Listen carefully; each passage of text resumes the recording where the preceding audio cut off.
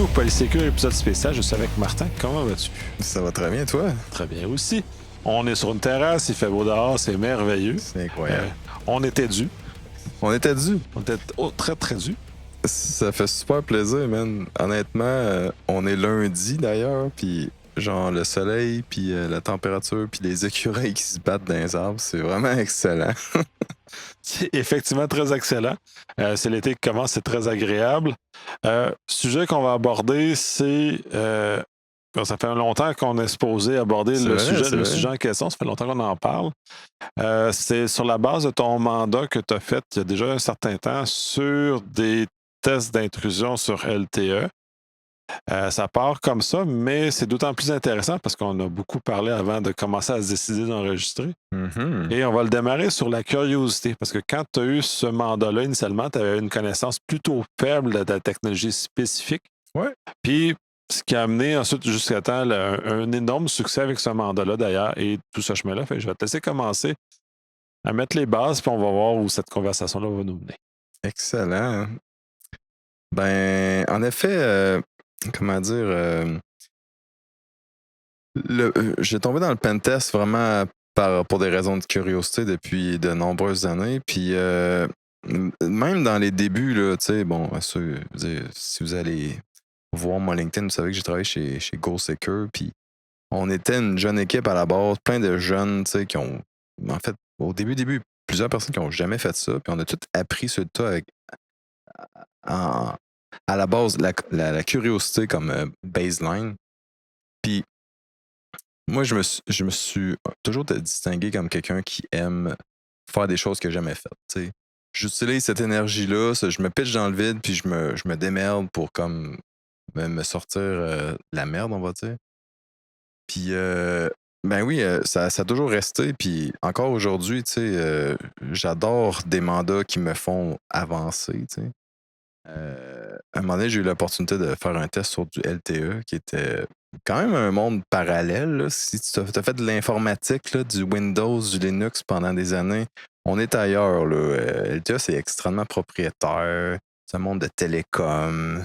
C'est très complexe. Parce que j'ai fait un peu dans le monde de la télécom, la radiocom. Pas dans le TE spécifique, mais juste tous les protocoles et l'espèce de passerelle TI électronique et tout ça. C'est vraiment un amalgame étrange. À mon sens, c'est un Frankenstein, là, essentiellement. Et le LTE, c'est comme une évolution par-dessus d'anciennes technologies, de choses qui ont grandi comme ça. Là. Absolument. Puis c'est l'entité 3GPP là, qui est derrière tout ça. Puis ils ont fait évoluer le protocole à coup de quelques années. Le 3G, 4G, 5G, etc. Honnêtement, à chaque itération, là, c'est des acronymes qui changent en plus. Fait que là, si tu connais LTE, qui est le 4G de mémoire, ben tu connais pas nécessairement grand-chose du 3G puis du 5G. C'est des mots différents, c'est des acronymes différents, ça n'a juste pas rapport. C'est même des designs différents parce que justement, ça me rappelle une des premières conversations qu'on avait eues sur le sujet. Le LTE 4G, c'est des réseaux qui sont plus plats de facto que les autres itérations. Là. En effet. En fait, tu as toute la notion de VLAN là, qui existe là, avec des APN, là, ben, au moins à partir de 4G, qui appellent ça des APN, là, Access Point Network, je crois. Puis, mais dans le monde de la télécom, tu n'as pas vraiment besoin de VLAN. Là, ton téléphone cellulaire, il se branche à un réseau public, puis ça marche, c'est tout. Là. Avec ta carte SIM, tout est magique. Mais mon contexte particulier, c'était un réseau LTE privé. Fait que là, il utilisait la notion de APN. Puis en plus, tu pouvais. Il y a d'autres contrôles qui existent dans le monde du LTE, encore là, pas du tout utiles dans le monde du cellulaire ordinaire. Les fameux IMEI lock. Là, fait que ça, c'est pour dire telle carte SIM va juste marcher avec tel matériel. Un genre c'est comme si tu bindais l'adresse IP avec une adresse MAC, un peu de choses près. Ben là, je devrais pas dire l'adresse IP ou le mot de passe WPA2 puis l'adresse MAC, on va dire ça de même. Mais tu sais, dans le monde du public, ça n'a pas rapport, mais dans les réseaux privés où là, tu veux sécuriser tes affaires, ça existe, tu sais. Fait que, mais ouais, pour revenir à l'histoire, tu sais, écoute, opportunité, comme dans tout ce qui est entrepreneuriat en général, tu sais pas qu'est-ce qui va t'arriver à un moment donné. Ah, Martin, on cherche un pentester pour tester telle affaire. Puis cette affaire-là, je devais avouer qu'il est quand même intéressant. Tu sais, il y avait le concept du réseau LTE qui était intéressant, mais l'environnement autour, sans aller dans les détails, était particulièrement cool aussi. Fait que je me suis dit, let's go, on se lance. Puis honnêtement, comme je racontais un peu tantôt, j'ai eu beaucoup de préparation. J'ai acheté du matériel. Je me suis acheté mon Blade RF pour ce test-là. J'ai appris comment l'utiliser. J'ai leveragé les AI à côté. Jusque dans la chambre d'hôtel, tu sais, préparer des payloads, des affaires de même. Mais aussi dans l'avion, là, je pense jamais autant étudié un sujet de toute ma vie, là, parce que je voulais arriver prêt, évidemment. Mais ça devient comme facile se préparer quand le sujet t'intéresse, tu sais, puis que tu sais que tu vas sortir de là grandi, là. Fait que c'est pas loin de 15 présentations du DEF CON, parce qu'au DEF CON, t'as une ou deux par année, t'as un dude random qui arrive puis qui présente un bon talk sur le LTE. Tout le monde est impressionné parce que personne connaît ça, là. Bon, ben, je les ai tous écoutés un par un. J'ai regardé des PDF, checké les attaques imaginables sur LTE pour se rendre compte que ça revient tout le temps au même, là, tu sais. Je me laisse impressionner par genre, wow, mais c'est tout le temps les mêmes affaires qui reviennent. TAU injection, puis au final, tous ces devices-là, ils ont des adresses IP, c'est des vieux services, puis tu sais, c'est des API, puis tu peux faire des cochonneries avec ça, en tout cas, comme on le connaît, là. Mais ouais, tu sais, moi, si j'avais quelque chose à dire justement à tous ceux qui écoutent ton podcast, là, c'est de pas, de pas laisser le sentiment d'imposteur, tu sais, driver nos décisions, là. Parce que, tu sais, on fait bien des jokes dans le domaine là, qu'on est tous des experts, là. Ouais, mettons. Mais, tu sais, c'est quoi un expert? C'est quelqu'un qui a travaillé fort dans quelque chose puis qui s'est développé, tu sais. Mais c'est parce que ça prend tout le temps une première fois, là, tu sais. Fait que se lancer dans le vide puis se faire confiance puis Ouais. développer ses Puis skills, c'est ça, pertinent. c'est intéressant, tu l'amènes comme ça. Puis ça vient limiter, puis justement, on parlait de ces sujets connexes juste avant. Mm. Le fait d'être un expert fait que tu viens de limiter ta capacité d'apprendre parce que tu ne sortiras jamais de ta zone de confort, parce que tu es un expert, donc tu ne voudras jamais perdre ce statut-là que tu portes comme ton linge finalement. Et tu t'y attaches très, très fortement. Et là, tu te mets à risque. Puis c'est ça que tu as fait. Tu t'es mis à risque. Puis là, tu parlais d'imposteur. Je suis pas d'accord parce que tu t'es pas avec genre je prétends à chose. Tu arrives là avec l'ouverture et la capacité et la volonté d'apprendre, puis de mon expérience, c'est ce qui change complètement la portée de ce que tu fais. Parce que dans ma vie, moi aussi, à bien des égards, il y a des moments où je savais pas ce que je faisais. Je suis arrivé là, je savais pas ce que je faisais. J'ai appris à le faire en le faisant, là, parce que mais ça n'empêche que c'est un petit stress au départ. Ben, 100%. Puis il faut se faire confiance, là. Euh, comment dire? C'est vrai que c'est stressant. Puis t'as raison, on n'est pas un imposteur pour autant, là, juste parce qu'on se lance dans le vide. Puis, tu sais, parce que un peu comme tu disais, en fait, là, qui m'a fait réfléchir justement à notre deuxième bière, c'est, c'est, euh, on a un bagage d'expérience, puis on peut capitaliser dessus. Tu sais, moi, ça, je sais pas, je faisais un chiffre, je suis à peu près à ma 15e année là, à faire de l'offensif, 14-15. Fait que, tu sais, à un moment donné, là, c'est tout le temps les mêmes patterns. C'est juste les acronymes qui changent. Fait que là, tu sais, penser croche, penser comme un attaquant, tu sais, c'est relativement inné, là. Fait que juste de se faire confiance, dire, OK, j'en ai hacké du Windows puis du Linux, là, je m'en vais tester des ondes sur d'autres fréquences moins habituelles, là, mais c'est des protocoles. Puis là, en plus, tu sais, c'était dans la dernière année, ben, dans la dernière année, l'AI a comme contribué à rendre plein de sujets accessibles. Fait que c'est pas compliqué, là. C'est ça, tu te lances dans le vide, essaies quelque chose, puis quand ça a été le temps d'écrire des payloads, là, je comprenais à baser, mettons, sur les slides du DEFCON que j'avais étudié si fort, je comprenais 2-3 attaques que je voulais faire, tester sur place. Mais je savais qu'écrire le code en C avec des ondes puis toute la shit autour, ça aurait été un challenge. Fait que je me suis amusé avec VS Code, puis j'ai fait faire des payloads avec un framework, le SRS RAN, là, justement, qui est un framework pour simuler un réseau LTE. Fait que là, tu peux te popper un réseau LTE puis te tester avec ton cellulaire si tu veux. Mais quand c'était le temps d'écrire des payloads dans des formats de messages précis, injectés à des places, ben je l'ai fait avec ça. Puis en une soirée à l'hôtel, ça a marché. Fait que, genre, à un moment donné, il faut se faire confiance, il faut juste essayer des trucs. Puis ça a été du dépassement personnel aussi. Là, puis le but, c'est pas de braguer, by the way, c'est de parler de curiosité. Là.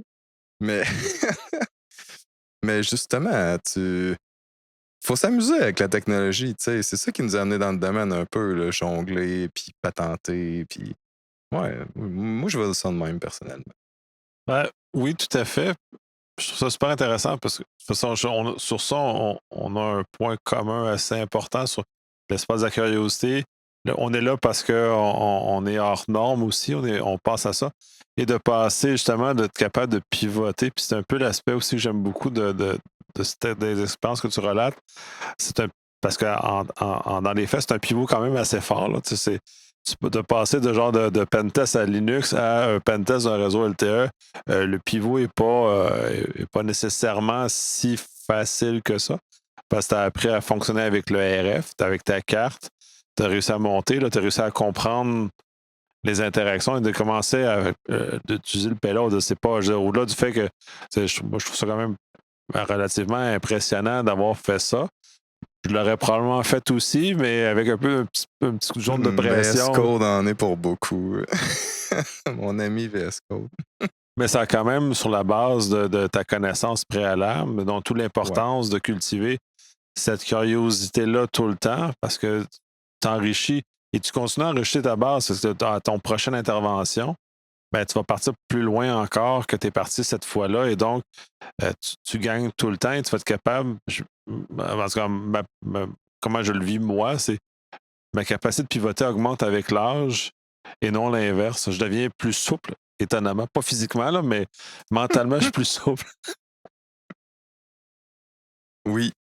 Ouais. Plus souple, plus ouvert, ouais, ben, on se laisse moins impressionner par les acronymes puis l'inconnu au final. Là. Puis, tu sais, quoi de plus simple pour apprendre un acronyme que de le googler à l'ancienne? Je veux dire, dès qu'il y a un petit inconnu, hop, on le cherche, puis on l'apprend, puis on n'a pas à l'apprendre 2 fois. Tu sais, on bâtit par-dessus.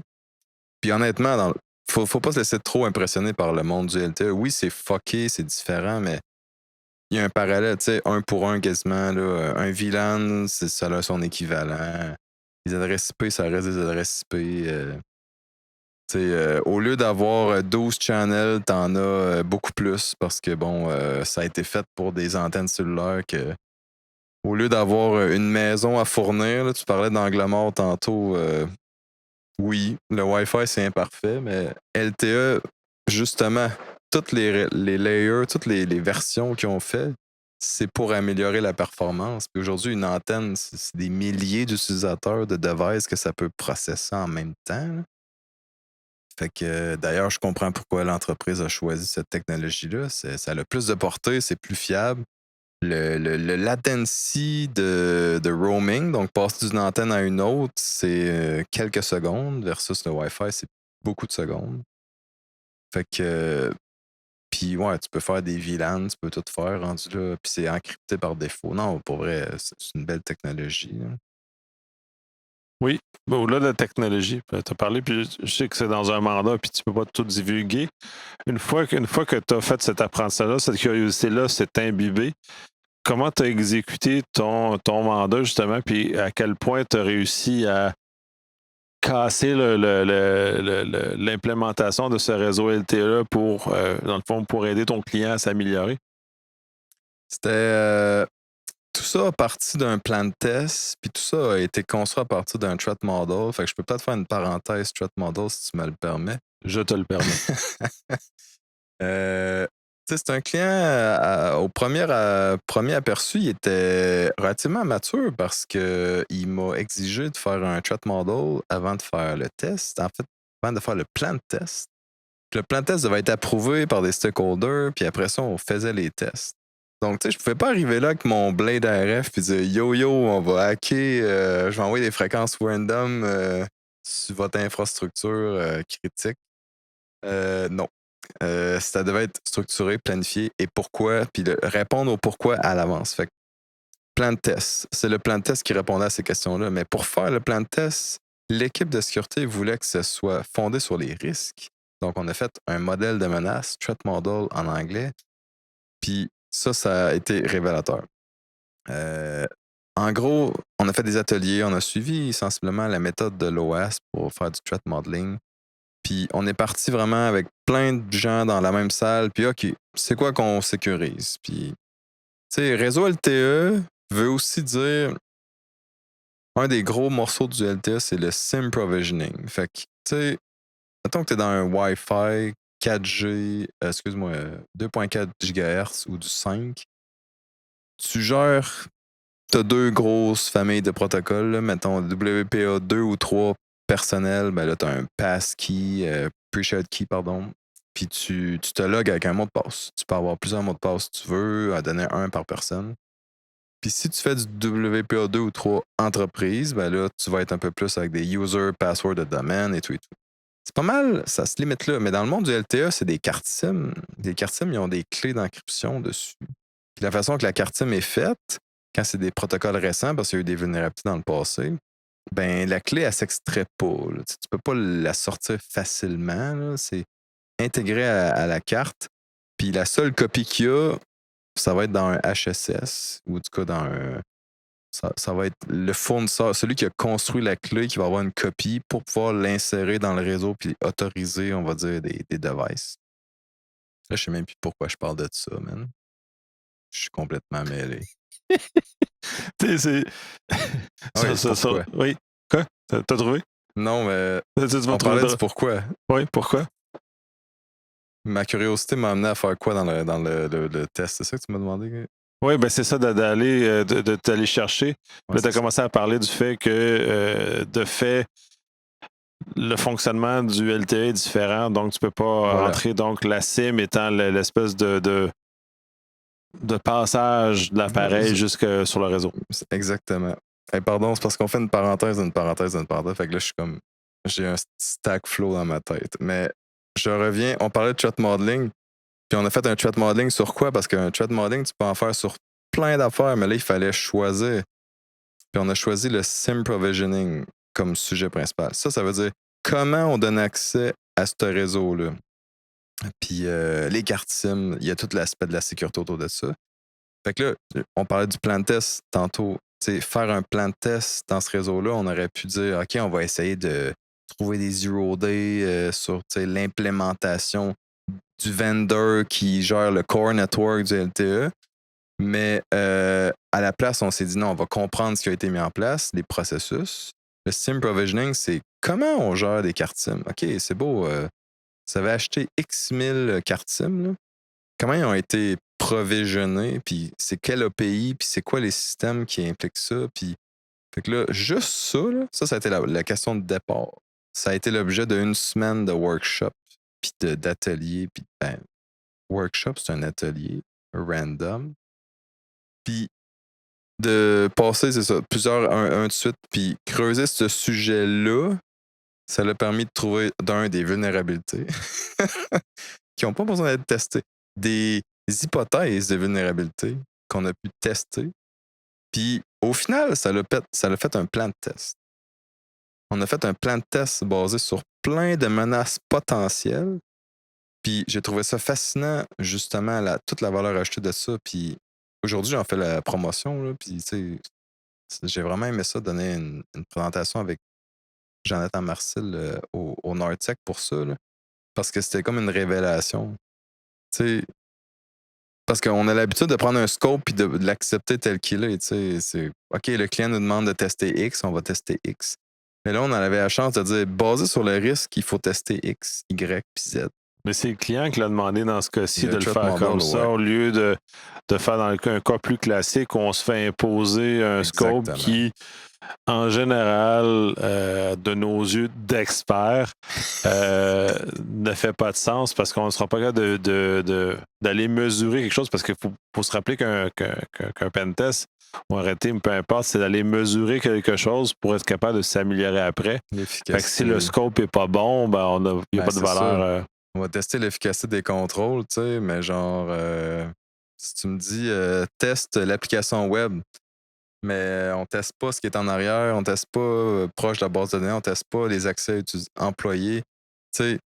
Puis ça, dans le cas présent, là, sans aller dans les détails, parce que, bien évidemment, je veux pas mettre ça sur la place publique, mais il y avait tellement de systèmes juste.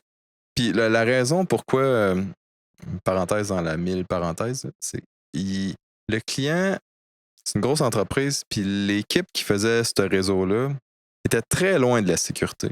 C'est comme si la sécurité dans cette entreprise-là était pas impliquée.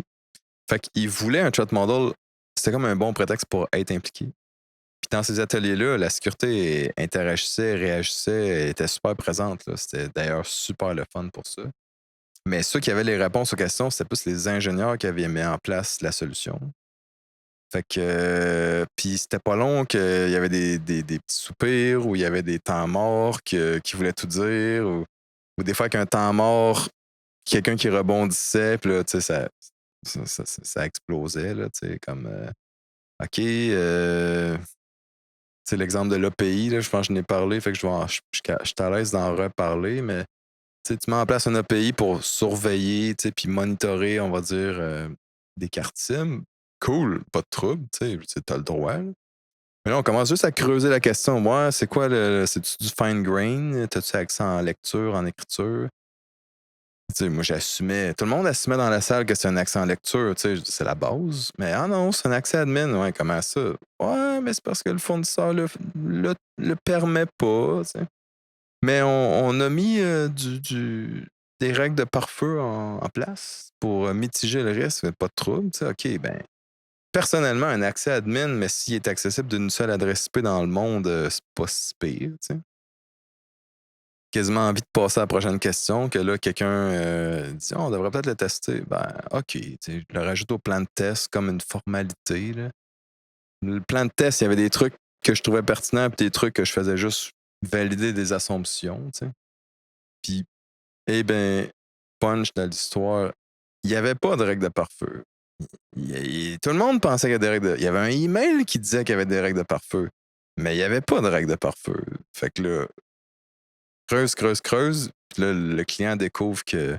Il n'y en a jamais eu de crise de pare-feu. Genre, le client, le fournisseur, il a dit ça, mais son équipe d'ingénieurs n'a même pas mis ça en place parce qu'il trouve que ça n'a pas de valeur. Tu sais, j'ai un méga manque de communication majeur, puis qu'on l'identifie dans un atelier de threat modeling, tu sais. Plus un test qui a duré 5 minutes, là, c'est pas très long à tester. Oui, c'est fascinant. C'est intéressant parce que ce que tu regardes, puis je l'ai vécu en très grande entreprise, on voit ce genre de situation-là où les gens parlent, ont des présomptions qui font ouais, t'as la fête en place. Puis souvent, on arrive dans des pentests ou dans des red teams qui vont justement, malheureusement, déclarer des choses qui n'ont jamais été mises en place ou que le contrôle qualité n'a jamais été jamais là ou le déploiement post-fournisseur n'a pas été vérifié ou une série de choses comme ça. Et ça, c'est très courant dans la très grande entreprise, ce type de choses-là où les morceaux ne sont pas raccords. Donc, c'est deux équipes différentes qui s'occupent d'un dossier. Puis ça tombe entre les deux parce que personne pense que c'est sa responsabilité. Donc, pense que c'est l'ordre. Donc, on a plein de situations comme ça. Puis c'est fou. Puis en système complexe, dès qu'on tombe dans ces environnements-là, la probabilité que ce que tu relates puisse arriver est énorme. Puis pour faire un exemple qui peut peut-être parler plus largement, c'est le cas de Boeing avec sa porte qui a décollé en plein dans les airs, qui avait fait les manchettes, tout ça, tout le monde a entendu parler de tout ce qui s'est passé. Ouais. La réalité de ce problème-là est un problème de système complexe. Parce que construire un avion, c'est un système Mhm. même très complexe. Et dans le cas de Boeing, et puis je ne veux pas nécessairement les excuser parce qu'il y a eu une erreur, il y a eu quand même un manquement dans l'histoire, c'est que c'est un fournisseur qui mettait en place la dite porte et qui fixait la porte. Et c'est un problème de communication entre le fournisseur et Boeing sur lequel colle l'information sur le fait de comment visser la porte en question n'a pas passé d'un système à l'autre, n'est pas passé du fournisseur à Boeing. Donc, il y a eu un vide informationnel qui a amené à l'incident qu'on a connu là. Non. Et heureusement, pas causé aucune perte de vie, rien. Personne n'a été blessé dans l'histoire. Mais il demeure que c'est un système complexe, un peu comme tu relates, Mhm. puis j'aime cet exemple-là parce qu'il est public puis il est très parlant sur C'est clair. le fait que tout ça est compliqué et des fois, on se retrouve dans cette situation-là et en grande entreprise aussi, puis ensuite je te repasse la main. Il y a beaucoup de fournisseurs qui font plein de choses. Ah. Il y a rarement, genre, il y a rarement juste un maître d'œuvre. Tu as toujours 1 million de maîtres d'œuvre qui font des petits bouts partout et qui n'ont pas nécessairement une API de communication efficace. Il n'y a pas tout le temps des logs, puis c'est ça. Ouais. Les intrants, sortants, tu m'as-tu donné une commande claire, je signe le papier quand j'ai fini. Ouais, c'est ça.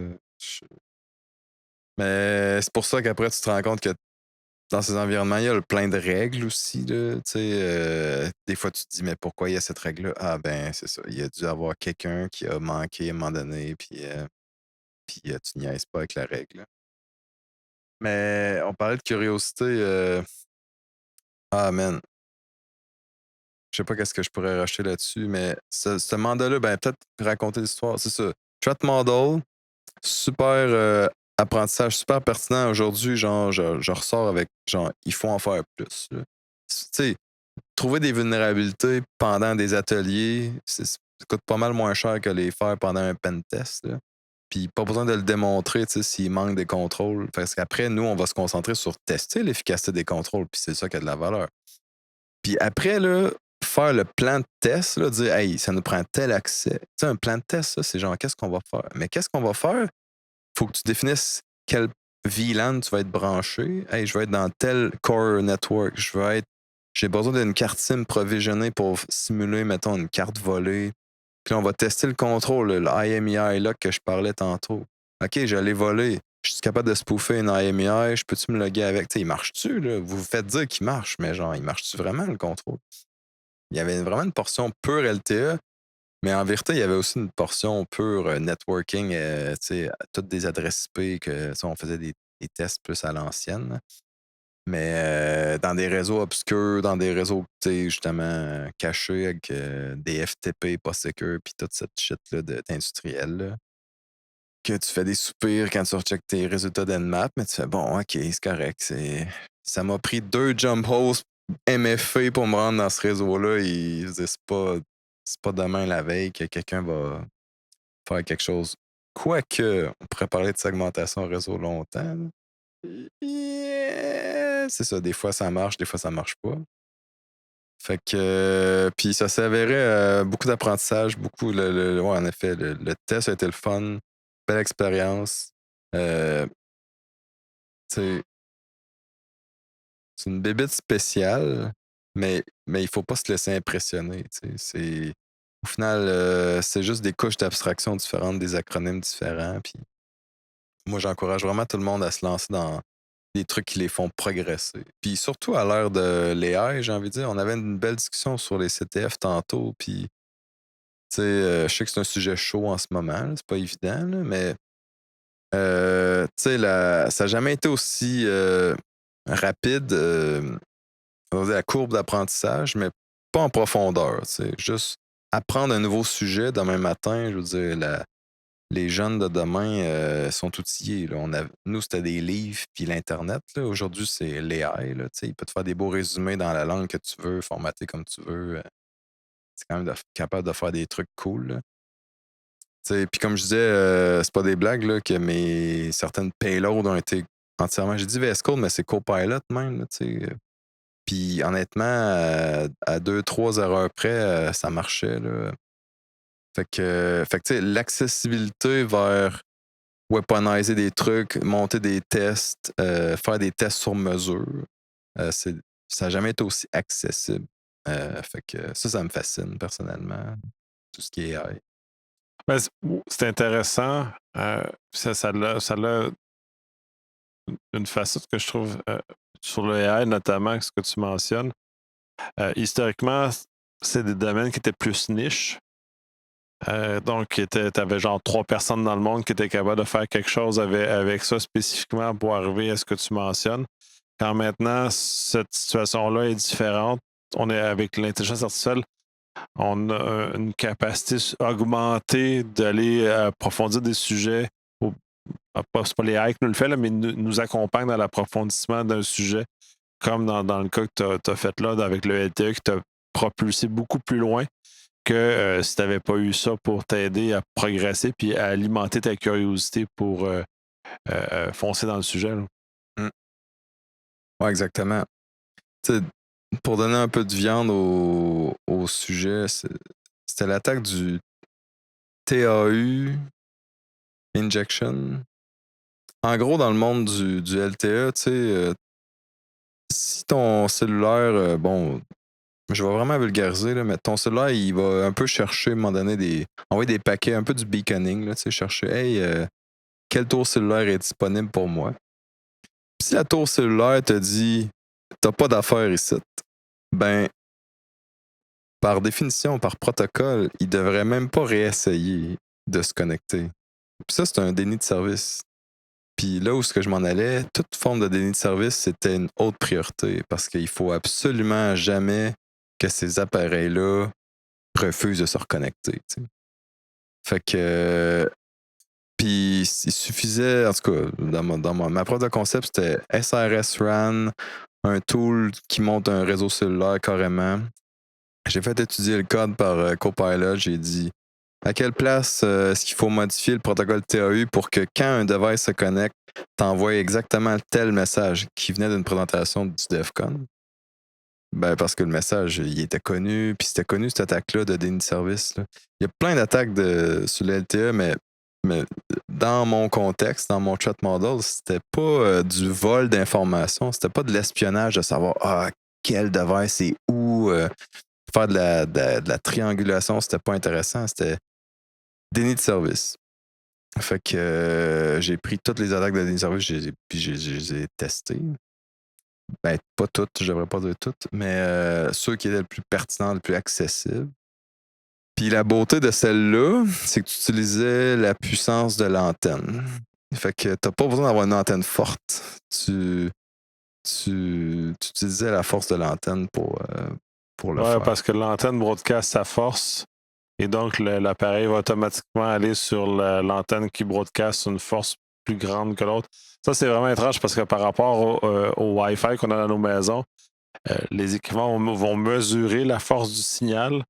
Et dans le contexte du cellulaire, c'est pas la force du signal mesurée qui est utilisée, mais la force de signal que la tour te dit qu'elle a.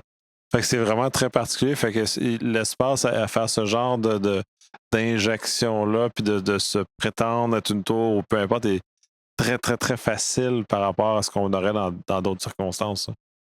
C'est exactement. Il y a des attaques qui nécessitent une puissance d'envoi, puis il y en a d'autres que tu fais juste utiliser la force de l'antenne existante. Puis il me semble que ça, c'est ça. TAU, c'est Tracking Area Update. Excuse-moi, je cherchais ça en même temps. Là. C'est vraiment un protocole pour un peu savoir les téléphones sont où, puis c'est built-in, tu peux pas sécuriser ça. Là. C'est par design. D'ailleurs, j'avais lu un article du 3GPP, plutôt quelqu'un qui critiquait le 3GPP, qui disait que par design, c'est dangereux. T'sais. Mais ils ont fait le compromis performance puis roaming à la sécurité. Puis c'est un choix qu'ils ont fait. C'est choisi. Fait que même si on trouve de quoi. D'ailleurs, ce client-là, il était vulnérable. On avait réussi en lab là, à le faire. Par contre, il avait mis un watchdog qui fait que dès que ça se reproduisait, le device rebootait automatiquement. Puis donc, l'impact était très mitigé. Fait que, tu sais, plein d'efforts, mais il y avait quelque chose pour mitiger le risque de ça. Puis j'étais bien content pour eux. Là. Mais ça a permis de trouver, OK, oui, on est vulnérable, mais à cause d'un contrôle compensatoire, ben, c'est pas la fin du monde. Fait que, tu sais, il y a eu de ça, il y a eu plein d'affaires. Puis, non, c'était fascinant. Écoute, je sais pas qu'est-ce qu'on peut rajouter là-dessus. Bon, on va clore là-dessus.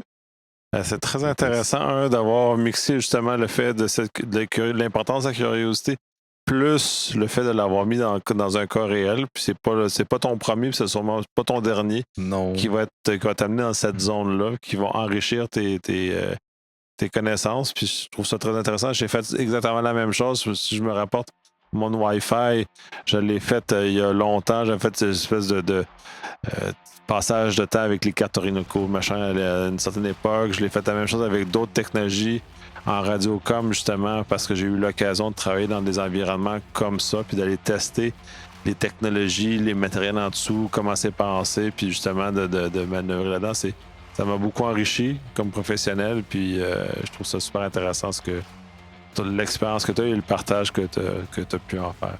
Ben, merci à toi. Ça m'a Merci. fait très plaisir.